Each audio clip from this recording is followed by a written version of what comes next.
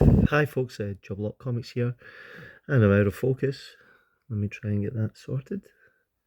We're looking at another scary comic for Halloween. This is Night Terror's First Blood, and there's some credits there for you. We've got a particularly spooky variant cover here. I'm sorry it's out of focus. It's Deadman and Batman, who are always sort of end up somehow getting lopped together there.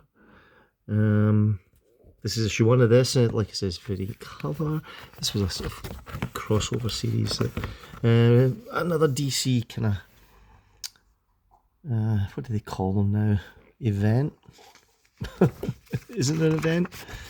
This is a scary one, that's why I thought I would just go through it for you. But to be honest, as far as I can tell, despite this quite groovy artwork, nothing. This was one of those events that really never had much consequence, and I think it was just a kind of an excuse to throw a few things together. Joshua Williamson on the story, Howard Porter doing the artwork. There's the rest of the stuff there. You can see all the different varying covers, of which this is one. But I think the story itself is quite inconsequential. It's a shame, really, because as a comic book reader, I think these events that pop up every year, you know, they always promise fantastic and great and groundbreaking things, but there's actually very few of them that come to any great fruition, to the point where, you know, it almost just feels like an excuse for them to get these books put out and make the readers pay over the odds for them, especially when they've got all these variant covers here.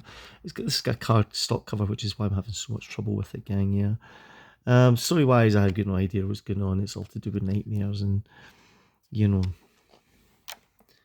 things going on in dreams, and you can see some of the tie-ins here. But no, this wasn't for me.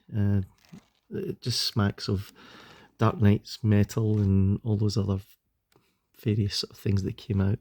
And as far as I can tell, once this was all done and dusted, nothing mattered. It didn't really change anything. There was nothing in this that made any lasting contribution to the DC universe. So, you know, it was a big exercise in meh or so what or whatever, you know. But I suppose, you know, you get some nice books out of it. Here's a complete rundown of month 1. Look at that. 1, 2, 3, 4. There's 6 there. In July, 6. Oh my god, 6 and 6 and 2, 3 and 5, 12, 17, 18, 19, 20, 22, 23. Is that 23 books? What horror hides within the nightmare of DC's greatest heroes? It should be what horrors hide within the nightmares of DC fans having to buy every one of these comic books just to, you know, get a kind of story. And you can get an advert for the Blue Beetle film. Who remembers that, huh? No, nobody. Do you know why? Because nobody went to see it. Any road up. So, nice cover though. Ideal for Halloween. Might as well let you have a wee look at that. If you did read Night Terrors and you loved it because it was the best limited series ever, yeah, let me know what's going on with that in case I've missed out on something. But as far as I'm concerned, you know, nice product. Shame about the storyline. Okay, see you in the next one. Subscribe.